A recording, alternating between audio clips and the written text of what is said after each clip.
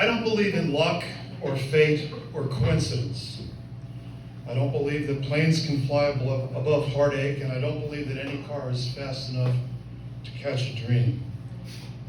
But I do believe in trains. Trains can take you places no car or plane ever could. Trains go beneath the surface to the heart of things.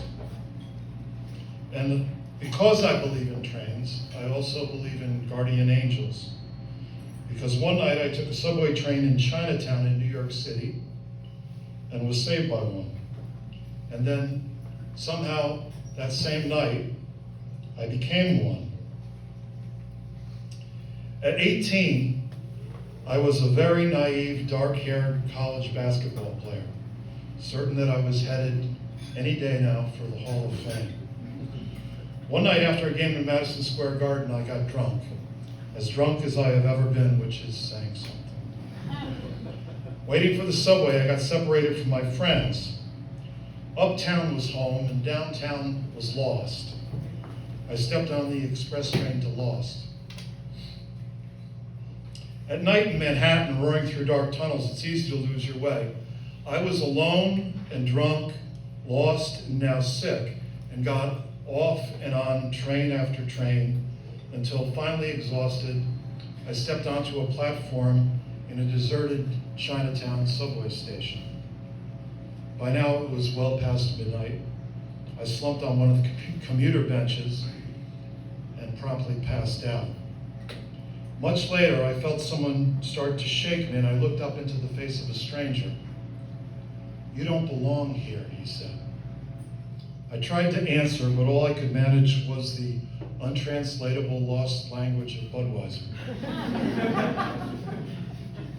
After a moment, the man said, "Come with me." He got me to my feet and carried me up onto the streets of Chinatown, and we waited there in the dark until he hailed a checker cab. "Get in," he said. I did, and we drove up onto the East River Drive, and I promptly passed out in the back seat again. Sometime later, I came to, the stranger shaking me. It was dawn, and we were in front of my college. "You're home," he said. I looked into his face. "Who are you?" I asked. "Never mind that," he answered. I got out, staggered, and fell, then stumbled to my dorm. I was sick for 2 days, the worst hangover of my life. And word spread across campus that I had somehow been saved by some kind of city guardian angel.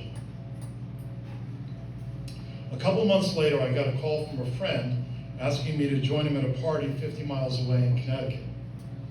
I agreed, but there was no train there, and I had no car. All I had was my thumb. In the afternoon cold, I shivered by the highway trying to get a ride. It began to snow, and as late winter darkness fell, I was about to give up. One more car, I told myself. A VW hurtled by, then slowed and stopped. I ran, jumped in, and thanked the driver, a man in his mid-30s with sad eyes. As we drove along, he kept glancing at me, and I began to have a feeling that I had somehow met him somewhere before. Finally, I said, "You look so familiar. Do I know you from someplace?" He stared ahead into the black and the deepening snow. "You don't remember?" he asked. I shook my head, and he told me a story. "I'm a drunk," he said. "Not a get tuned up on a Friday night kind of drunk. I'm a too much ain't enough kind of drunk. But 3 years ago, I met a girl, I fell in love, and it changed me. I stopped drinking. But after years of bar rooms, when the thirst hit, I needed someplace else to go. I'm a big college basketball fan, so every time I wanted a drink, I'd find a game somewhere in the city instead and go there." I listened and stared at him, trying to recall his face. "A couple of months ago, I was at her place in Chinatown," he said. We had talked a little about getting married, but in the middle of that night, we had a terrible fight. She said over and over, "We belong together." But all I could think was, I'm just a drunk. I'll screw this up just like I have every other thing I've ever done. So I said to her, I need more time. And she blew up and ended it. And I walked out, and standing that night on the street at 3 a.m., I decided 3 years sober was long enough. I was going to find as much gin as there is in Manhattan and pour it on my heartache. But when I walked down into the subway, I saw this drunk kid passed out. Me? I asked. He nodded. When I walked by you, I recognized you. I'd seen you play a couple times and knew what college you went to. Just then, a train came through and stopped, and I was about to get on and go to my favorite after-hours bar when I turned and looked back at you. I had to decide. The gin could wait. I dragged you up onto the street, and I put you into a cab. Darkness was all around the VW now, and a blizzard of white swirled about us. As you got out of the cab that morning at dawn, I watched as you stumbled away, and the driver said to me, "Where to?" I saw you stagger and fall like I had 1,000 times, drunk 1,000 nights before. Then you got to your feet somehow and disappeared inside the gate. "So what's it gonna be, Bub?" the driver asked again. I took a deep breath. "What's it gonna be?" "Chinatown," I said. The deserted highway stretched before us, and snow filled the dark with white. "We'll be married later this summer," he said to me. We drove on in silence through the snowstorm. The drunk that saved a lost boy, and the lost boy that saved a drunk. Each, who through some unspeakable mystery were put in the other's path. And later in the dark, he pulled to the side of the road to let me out near my destination. As I stepped out, I turned to him and said, "My friends called you a guardian angel. You saved me." "No," he said. If you had not been there, lost and drunk that night, I would have made a dive into a bottle, and I would have never climbed out. I would have lost the girl I loved, and then I would have lost myself forever. You saved me.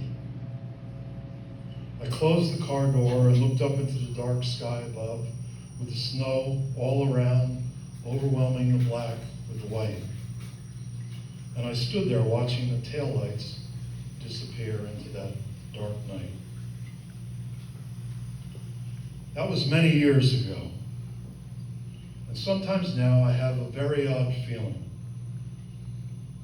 that this face I wear is not my own. That I am not who I think I am. That there is someone else quietly clamoring inside me, that he is whispering as loud as he can that I should remember who I really am. Remember what I have been all along. When I was 18, my hair was dark, and now when I look into the mirror, all I see is a blizzard of white. For decades, my heart was as black as coal. But now some nights, all I feel is white ash burning away the black at its edge.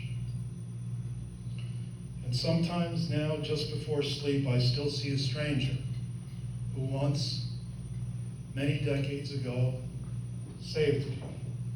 A stranger who I saved.